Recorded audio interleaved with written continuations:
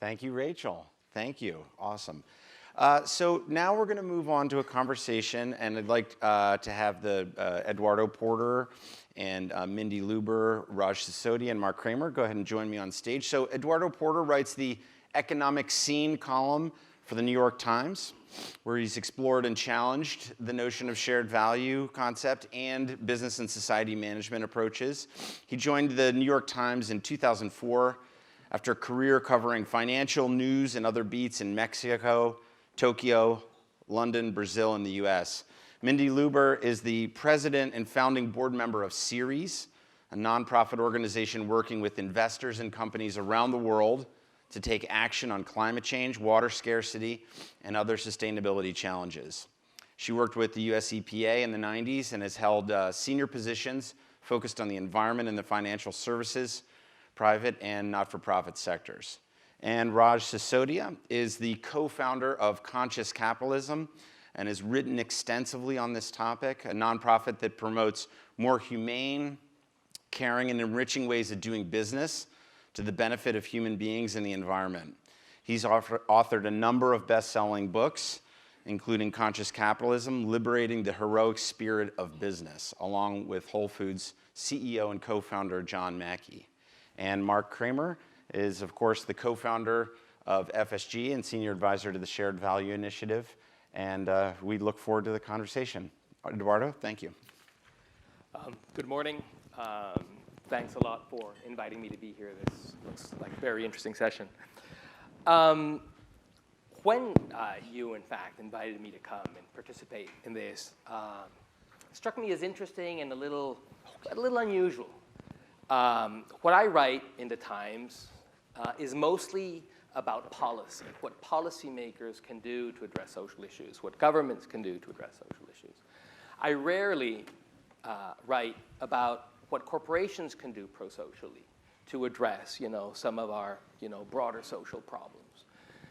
And when I have written about that, I have tended to be, let's call it skeptical.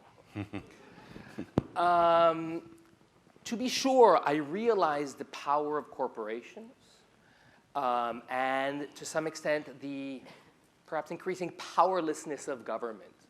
And there does seem to be a case, a powerful case, that corporations must be involved in some way or other to address problems that somehow governments often fail to correctly address, from climate change to income inequality to the seeming implosion of the middle class. There are issues that I think we can make the case for companies to participate.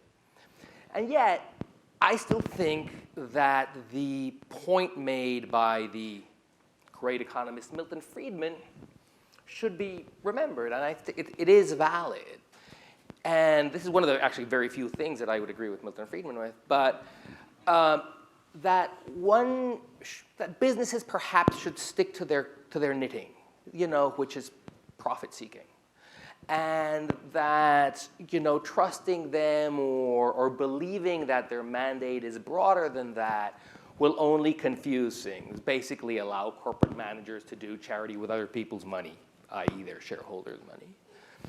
Now that makes sense to me, and not only for the Friedmanian reason, but also from the point of view of skepticism that companies, even companies that have, altruistic managers and pro-social mission statements, can consistently act in this way. So, for instance, the other day I was sitting on a panel talking to a lobbyist for a power company, a very large power company, and it was about climate change, and he was all about how do we get, the nuclear power back into the conversation? Do we need to change regulation in New York State to do so? And somebody asked him a question. Well, economists will tell you that the most powerful tool we would have to, perhaps bring nuclear energy back into the money and address climate change would be a carbon tax. So why isn't your company, lobbying or fighting for a carbon tax? Well, as it turns out, this company has nuclear assets, but it also has natural gas-powered assets. And so this company was indeed certainly not lobbying for a carbon tax. And so I find examples, there are many examples out there in the business ecosystem of companies that are very decidedly not acting in what I would call, the necessary pro-social way. So even take education, which is like one of the most critical problems that we face today. We have an enormous entry of private profit-seeking companies in the tertiary education field, and that has caused like enormous problems. They take about a quarter of student loans and Pell Grants, and studies have found that they essentially, just cream them off. And if you compare for-profits that can take student loans with for-profits that cannot, for regulatory reasons, the ones that can have their tuition is much higher than the ones who cannot, and the difference is exactly the amount of the money they can get from the federal government. And even enormously altruistic people will have, running companies, will interact with society on many margins. And so they might be great on one, but not quite so great on another. So for instance, you might want to eradicate malaria from Africa, but also run a software monopoly. And, and so from the point of view of a policymaker, the idea that you want to trust corporations as agents of change is one that I take with a grain of salt. And yet, having said all this, we've had for a very long time, different flavors of this sense that, companies can play in this ball game. We've had corporate social responsibility, and now we're hearing about conscious capitalism. Of this portfolio of ideas, I am perhaps most drawn to the idea of shared value, because there, the idea that that this is aligned with a profit-seeking motive has some really inherent sense. And so now I should probably open it to hear from these distinguished guests, who each of which brings kindly a different perspective to this idea of how corporations can get involved in addressing these problems. And perhaps I would like to start with you, Mindy, the idea that why don't we have a carbon price yet? I mean, if we can really, if engaging companies to follow, this seeming to me clear social imperative, yet we seem so far from the goals that we think we need. So I'm going to come back to the carbon tax quickly, but start responding to a few of the other things you said. There's no question that corporations have a role to play in society in assuring a future, and we'll get into more specifics. We also need to operate in this reality of some of the pressures that corporations face that make it hard for us to have a shared vision of where they ought to go. If, in fact, everything about the world that corporations, particularly publicly traded companies, play in is based on what did you do for me today? What is our 3-month returns, our 3-minute returns, our 3-second returns? It is hard for them to make the case that they are worrying about the best conditions for their workforce in Southeast Asia or how much water they use, because they've got to churn it out quickly and quickly and quickly. So there are constraints. I am not an apologist for corporations who are not doing what's right. That's not my mission. My mission is integrating sustainability into capital markets. We work with 95 companies and 120 investors, and I spend most of my time in corporate boardrooms. There's no question nobility in the CEOs who want to do what's good for their grandchildren and their children. There's good valued people in every company, but there are a lot of pressures that say live by the short term or fall on your sword, and they feel that pressure from their investors.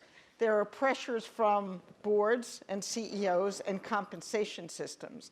So I think a number of things have to happen. Number one, we have to change those systems. We have got to integrate sustainability or shared value kinds of issues from the boardroom to the supply chain. We cannot say it's important, but our philanthropy will handle it, or our sustainability officer who's got a little corner office. It has got to be integrated in the highest levels of a firm because these issues are material financial issues. They are risks and opportunities that firms have to address. They fall within fiduciary duty. And we've got to start compensating CEOs around some of the values we're talking about, whether it's climate change or workforce safety. We can't say it's important if, in fact, we're not compensating. That part of the world is you get done what you're paid to do. No value judgment here. So let's pay them to have KPIs or sustainability goals like they have other goals. And we ought to be changing those systems. At the same time, while we're living in a highly imperfect system, to say the least, how do we move companies? Well, we're striving towards a much broader vision of shared value. And that is the issues that we're talking about, the kinds of world problems, no longer are separate from corporate problems. I spend a lot of time in the environmental sustainability, but in the social sustainability. When I'm in a corporate boardroom or talking to the CEOs or leadership of companies, I am not saying do this because you're noble or you're right or you've got great values. What we're saying is if you're an apparel company or an agricultural company or a wine company, and the list goes on, you have no business without adequate water supply. The Gap and Levi Strauss were done no favors when their cotton crop died in Texas due to the drought. These issues that we're talking about, enough water in the developing world, enough water even in the developed world, climate change, these issues are corporate issues. If you don't have enough water, you can't run your operating facilities, period, end of story. Whether you're Coke or Pepsi or Levi, the list of industry sectors goes on and on. That's bad for the bottom line. Now, there's a short-term, long-term issue. We may not face water shortages for 5 or 7 years, but it's not 50 years. The World Economic Forum said water, #1 problem, 30% less water than we need by 2030.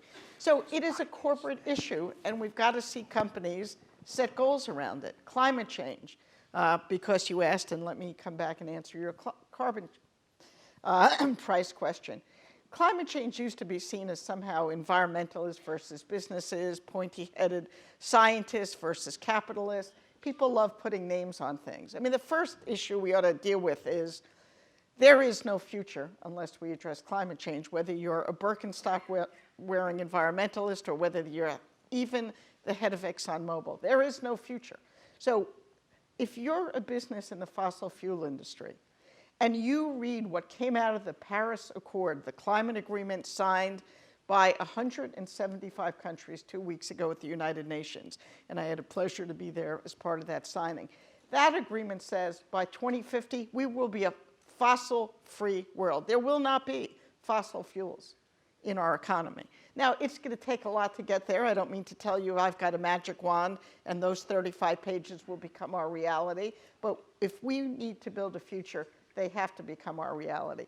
We ought to also be clear that this issue has got to move from a Democrat versus Republican, liberal versus progressive, environmentalist versus capitalist.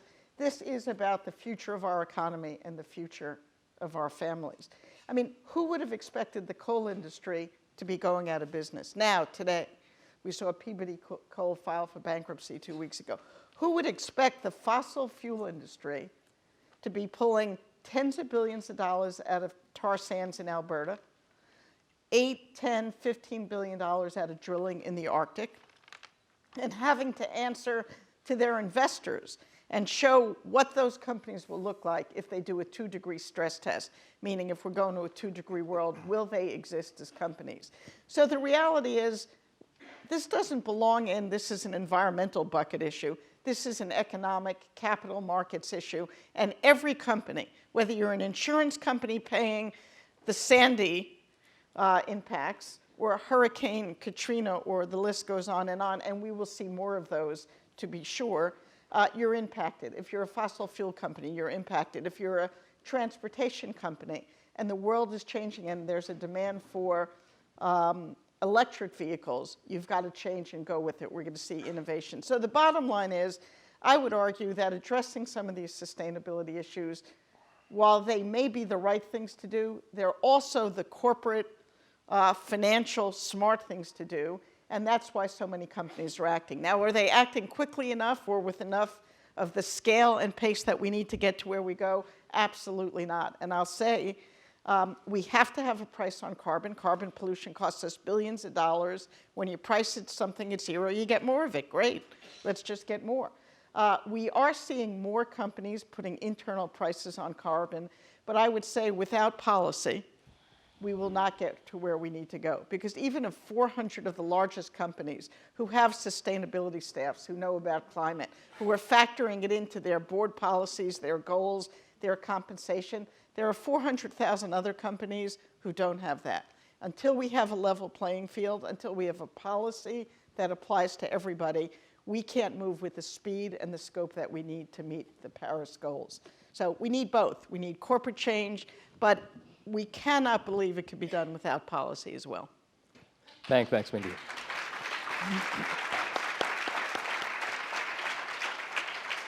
That's a really interesting thought that I happen to agree with entirely. Very good. But I'd love to hear your take, Raj. I mean, the approach of conscious capitalism seems to be, somewhat different. In a way, you're entrusting companies to seek a higher purpose. And that seems to me like a really, really tough call, but, maybe it's doable. Sure. Let me just grab the clicker from here. We do think it might be a tough call, but companies are run by human beings, and they have the same motivations that most other human beings have.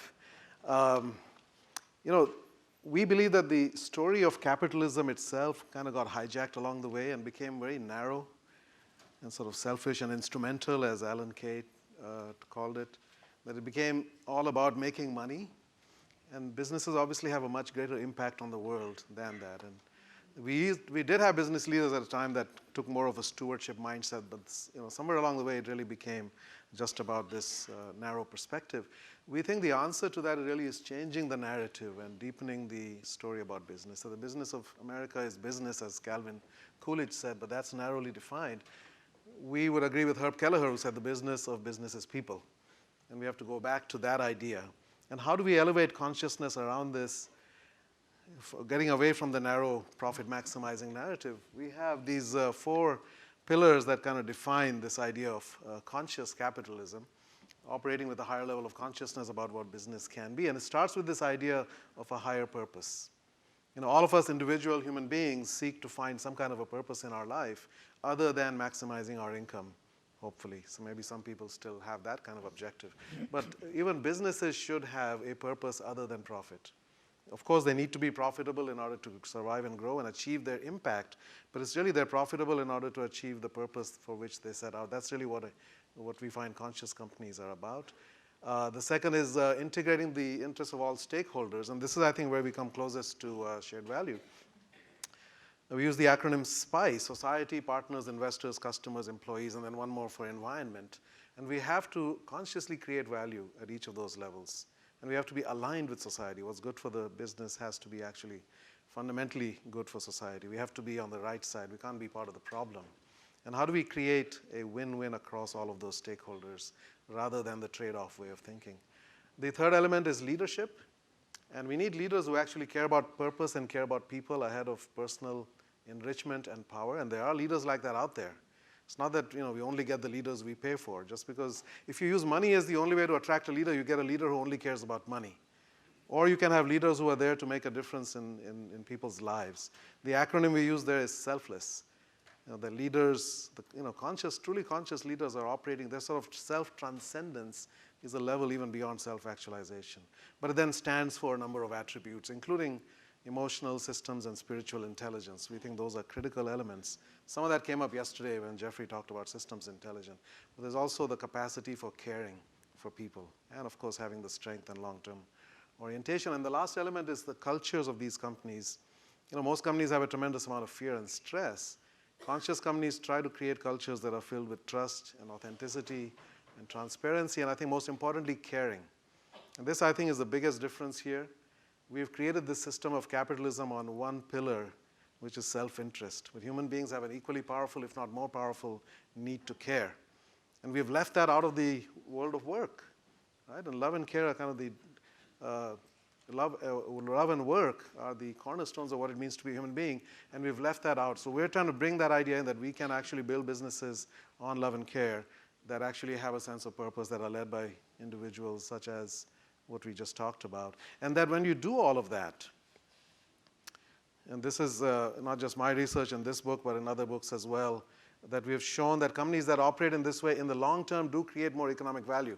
And again, this is something where shared value and conscious capitalism are very much aligned, that this is not a trade-off to say that we can be a company that's good for the world and good for people, or we can be a company that makes money. In the long term, you are aligning all of the factors of value creation. When you have employee engagement, which the average is 13% worldwide, and it's 80-90% in these companies, when marketing costs are dramatically lower, right? When employee turnover is dramatically lower, legal costs are lower, et cetera. There's a lot more value that gets created, financial value, you can see relative to the market, but it matters how you make that money. Profit is a social good. It's socially irresponsible not to be profitable. We're using society's resources, and we need those profits in order to generate taxes and create a safety net and everything else.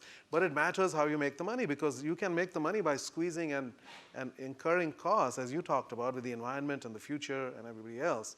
So we have to recognize that businesses not only create, but they also potentially destroy many kinds of wealth, not just financial.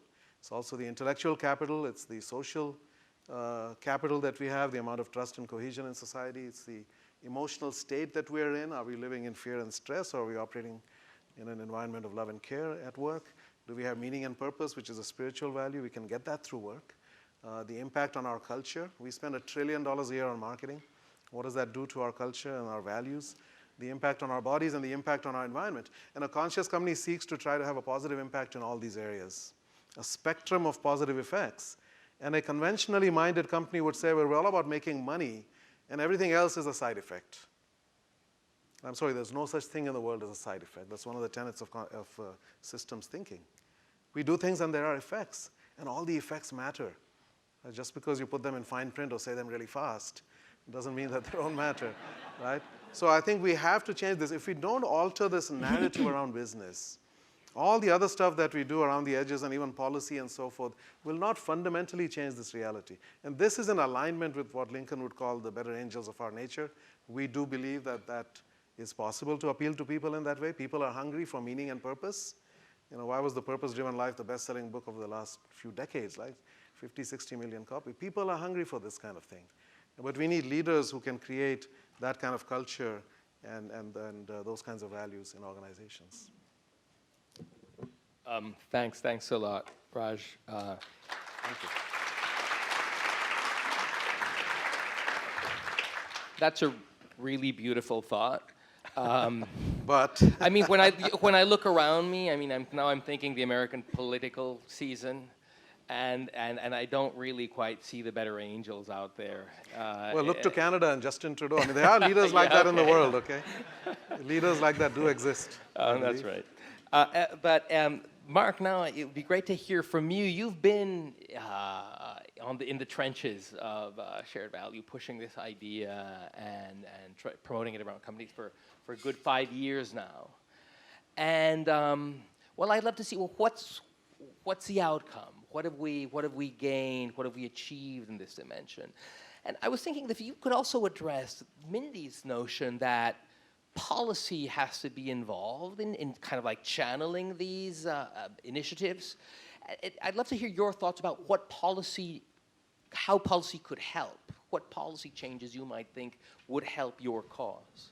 Yeah, thank you, Eduardo, and thank you again for being here. And it's wonderful to hear this conversation, because I think the three of us and many others are part of a broader movement that has at times different vocabulary, different nuances, different elements, but are all saying, look, social problems are business issues. Business has opportunities to make money that it has missed because it has assumed that social issues are the things you deal with through the foundation, through CSR, through public relations, that these, if it's social, it's not a real business issue. And what all of us are saying is there's money on the table for business if it can actually make a difference in solving social problems. And we have to acknowledge, Eduardo, I completely agree, that our political system is a mess. In many countries in the world, the political system is a mess. It is not doing what we need government to do.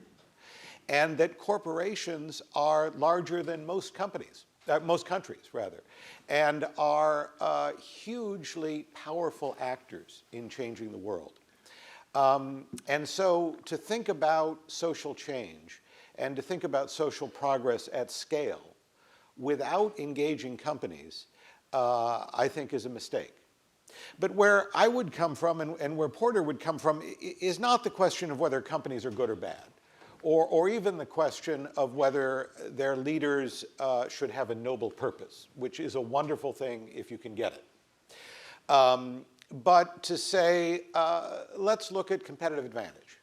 Because if you're doing the same thing as every other company in your business, you're going to end up competing on price. And sooner or later, that's going to drive everybody in your industry down to the lowest common denominator, the least profitability. It's not a good way to do business. Greater profitability comes from doing something different. It comes from a different competitive positioning where you are doing things in a different way than others in your industry, where you're seeing opportunities that others miss. And what shared value is really about is recognizing that there are ways to do things differently, and there are new markets and opportunities that come from thinking about the social impacts of your industry and your business. And so, you know, the example Rachel gave earlier, there is huge economic opportunity in meeting the needs of half of America's population, the financial services needs. And our existing banking system is not at all well set up to do that. If you can find a model to do that, and there's a great example, Sasha Corville is here from National Australia Bank, they have rethought their collections process because they went through exactly the same analysis. And they said, you know what, if instead of just piling on fees and surcharges and higher interest rates when people fall into debt, if we recognize that they fall into debt primarily because of a health crisis, a job loss, a divorce, things that are outside their control, we can actually change how we think about collections and work with people to work their way out of debt. And they've completely changed their collections model. They found that they can now get 90% of the people who fall in behind current within 90 days, and it saved the bank $60 million in bad debt. There are a tremendous number of just stupid business models out there because when we created them, we didn't know. We didn't think about low-income populations. We didn't think about most of the world's population. We didn't think about environmental impact because we didn't know it mattered. We didn't think about climate change. And so we're continuing to live in these business models that don't fit the world today. And shared value is very much about saying there's new economic opportunity in rethinking our business models to take into account the social dimensions of our business. That's great. So I mean, I'd love to get a sense of, you know, what you think you still need to, you know, what you think this still needs to accomplish. I mean, as Mindy pointed out earlier, even if the top 400 companies act, well, you still need, you know, thousands and thousands of other companies in order to be able to move the dial in a relevant way on some of these issues. Sure. I mean, what needs to happen is, first of all, a different kind of business education. And Porter and I have been developing teaching cases around shared value that are not about companies being nice, but about companies creating real profitable competitive advantage from treating social impacts differently. And I think, you know, business education needs to change. I completely agree that policy is an essential driver of behavior, and that if governments were to get behind the idea of engaging companies in creating shared value, if our incentive structure aligned with that, that would make a big difference in moving companies. I completely agree with that. And you know, the thing we've come to see, we started out, I mentioned this yesterday, thinking that shared value was just about preaching to business. And what we've realized, it's actually about preaching to everybody. That it changes how nonprofits interact with business. It changes what government policy can do for social change. It is really rethinking the model from a sort of sector-based model where business thinks nonprofits are wrong and government is wrong, and government thinks business is wrong and nonprofits think everybody's wrong, to a sort of post-sectoral model where we realize that each of these sectors has one piece that is essential for really making social progress. And we need to find ways, new ways of working together that leverage each other's resources so that each of us can achieve the goals we want. Mindy, I wonder whether you would take this idea on. I mean, you brought in this idea of the interaction between policy and corporate objectives. And one thing that I wonder if is this just a question of altering the time horizon of firms, of making them realize that the long term is important, perhaps more important than the short term, and is that sufficient, or are you thinking, in a perhaps more broader set of policy changes? Well, I think we need both. I think we do need to change the mindset and the incentives and have a longer term view. It's not going to be 10 years, although I might like it to be, and I share the goals of my colleagues, but something more than 3 minutes, where what did you do for me today? What are your returns over the last quarter? I mean, quarterly returns drive a good deal of what publicly traded companies do. So I do think changing time horizons and compensation systems and clarifying the definition of fiduciary duty matter. But it's also changing the debate and conversation. A company that is not thinking about how to be a good corporate citizen, in the end, is not going to hire the best and the brightest. Every company is competing with every other company for the best and the brightest employees. Employees want to work for a company that is a leader on social issues, on sustainability. That's very clear. Consumers haven't quite shown that yet, but we're seeing more of it. They're going to want to buy, and they're slowly getting there, products that are created by companies who are doing good things. Even a company like Apple, a member company of ours who we work closely with on all sorts of things, and under Tim Cook doing a lot of great things, their reputation stands on what's going on with their employees or their supply chain in Southeast Asia. That's got to be incorporated into the business model. It serves them poorly, does them no good when we find out that they have workers in their supply chain who are locked in, who are 12 years old, who are making $10 a week. And so we have got to integrate the real cost as well as the values. I completely share my colleague's sense of this is about values. But while we're working in a world where it's also about money, we've got to monetize these things because, frankly, they have enormous monetary value, both as a risk and as an opportunity. And they need to be taking it. I think when the auto company stood up and said, we will support fuel economy standards that double what we are required to put on the road in our cars, not 25 or 27, but 54 miles per gallon. That's changing the mindset, the innovation, the cars that are coming on the road. Elon Musk thinks he's smarter than the guys in Detroit, and arguably he appears to be. He's saying, I'm going to get there and make more money than anyone, putting more electric cars on the road and more hybrids. It is a good thing. Let's integrate the real risks and the real opportunities of the values that we're talking about. Great. And Raj, I mean, I think that ultimately the ultimate goal would be to incentivize these better angels in all of us, in corporate leaders, in shareholders, and so on. But how can we achieve this? How can we incentivize this? How, as consumers, is there a role for consumer activism in this? Is there a role for government policy in this? How do you see building this into more of a reality, say?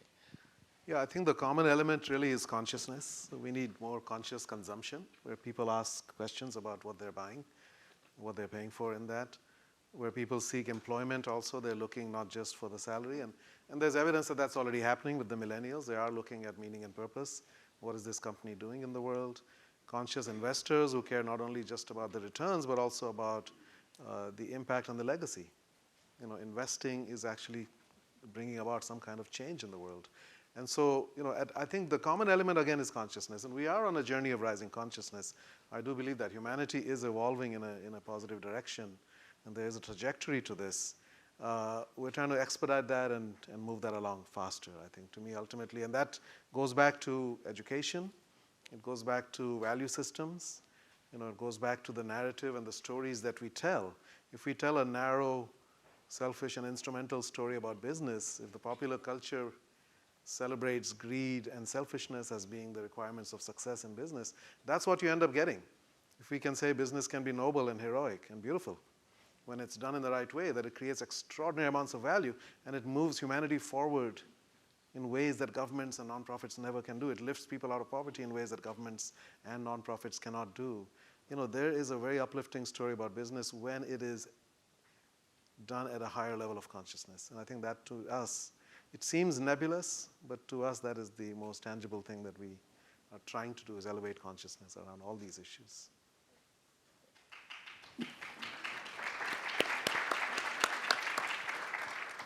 Thanks. So perhaps now it's a good time to open it up to questions from the floor, and there's a bunch of really interesting ones right here.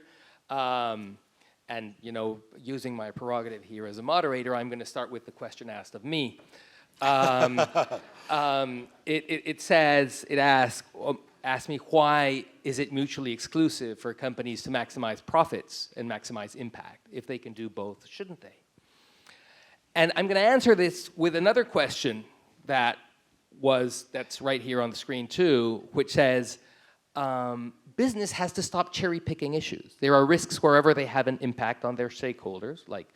And so for instance, Walmart doing great on environmental issues, but then ignoring labor issues.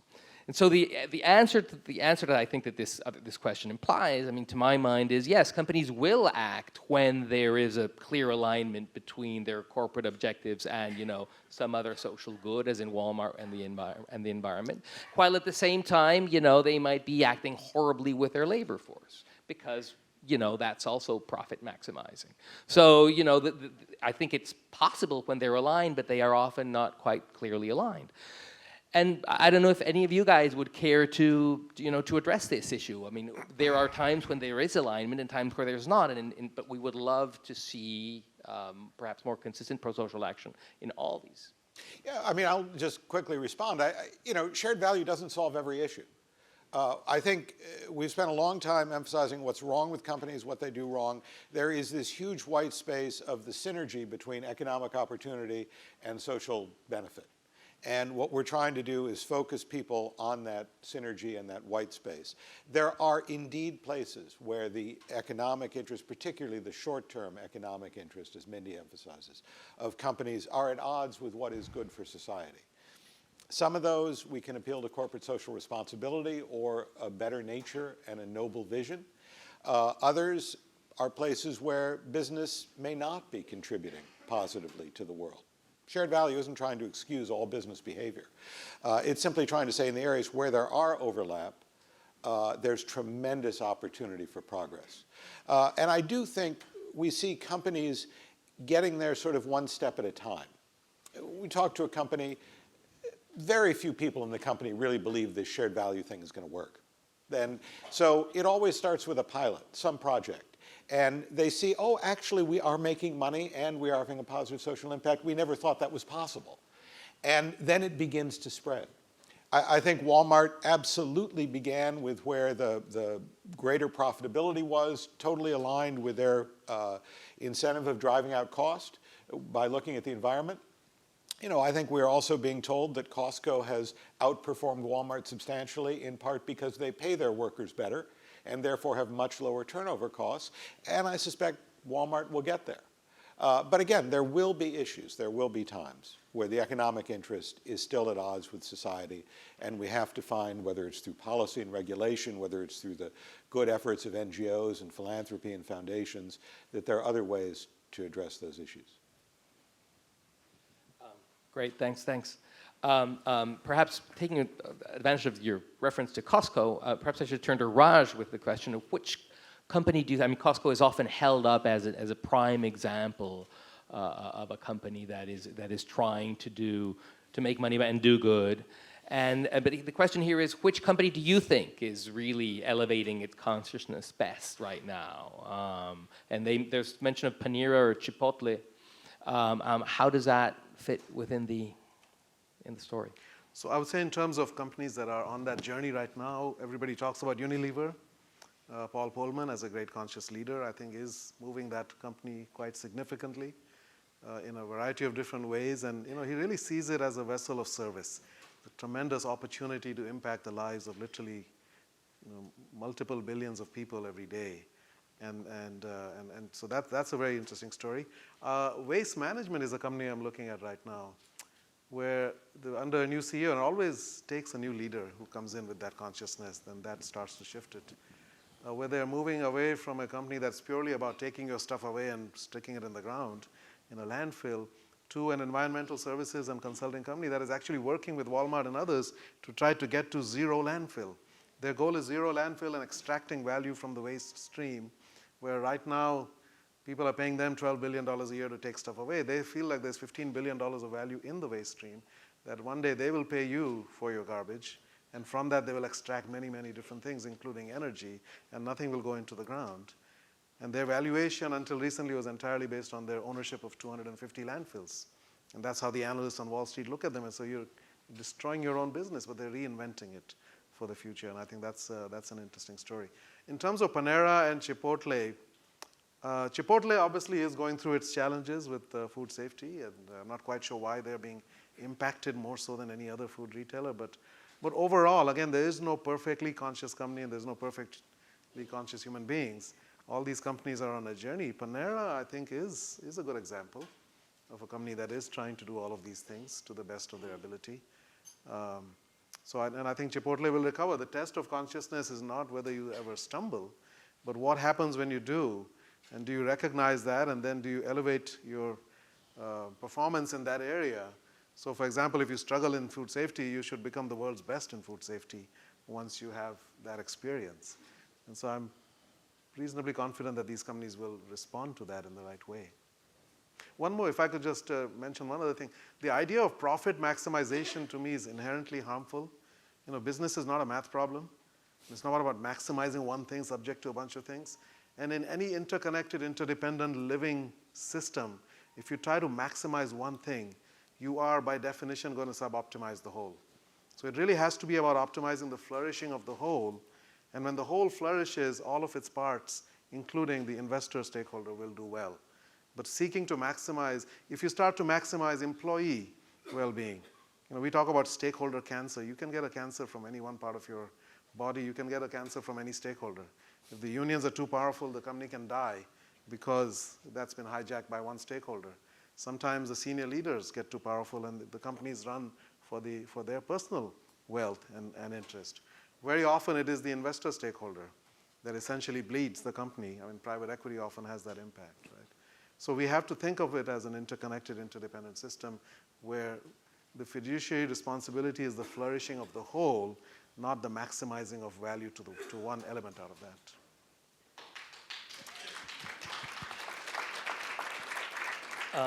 Okay, so we have an opportunity for one last question, and there's one right here that I really love, actually, but it's perhaps just a little broader than what we've been discussing, which is, what do you say? And I'd like perhaps Mindy to address this first. What do you say to the billion of people who need access to cheap and abundant energy? And that so far, we know that fossil fuel can deliver.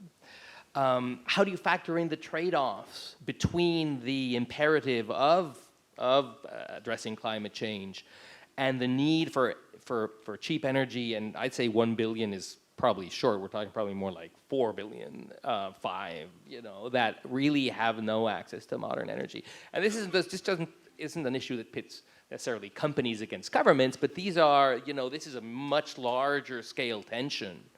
And I'm wondering whether there is an argument to be made that that companies can play somehow a role in this debate and help provide a solution. Well, it's not only energy. When we think about the 2 or 3 billion people who don't have access to energy right now, we also ought to think about it in terms of 9.5 billion people who over the next 10 years won't have enough access to water, to food, as we deal with deforestation, as we deal with our ability to grow food and so on. And so we all as a society have a responsibility, corporations, policymakers, unquestionably. I am not convinced that to get energy to the billions of people in India and other parts of the world, Africa, who don't have access to energy, that the answer is fossil fuels.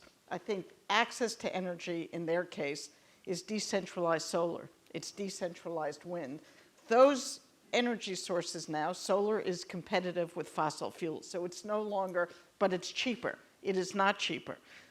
And fossil fuels are clearly on the moving out, and renewable energy is moving in. So I think we have as good a shot at powering the billions of people who don't have power now, and we have an obligation to do so. And we ought to move quickly to make that happen. Those are the issues that we're seeing companies involved in, not only because it's the right thing to do, but because there's money to be made, as Mark said. Citigroup just said, we're going to put $100 billion into clean energy. Where, what, how, that's being worked out. We'll run a stakeholder group and work with them to make sure it meets the needs of the world. Bank of America, $125 billion with a specific commitment to the developing world. A number of the large public pension funds who we work with are looking to put far more money into sustainable infrastructure, access to water, access to energy.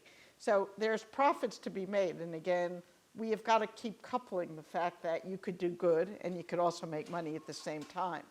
I will say my one final thought is pace and scale matter. We are not looking at problems that if we solve them today or 15 years from now or 17 years from now, it's all the same. It is not the same. If we deplete our resources and don't start using water smartly, if we are using non-sustainable commodities, palm oil, soy, meats, versus sustainable commodities, we not only won't be able to feed the present world population, but certainly not 9.5 billion people who will be on this planet. So my final point is, it is not only important for companies and policymakers, but it is imperative to not continue to make things more complicated and worse, but rather look at these problems that demand scale in a much different way than we've seen, and a pace in a much different way that we've seen, if we want to live up to the Paris Agreement or our moral responsibility as well as financial responsibility to power and to feed 9.5 billion people. Well, thanks a lot, and thank all of you. This has been a really fun panel. Thank you. Very much for listening, and good day. Thank you.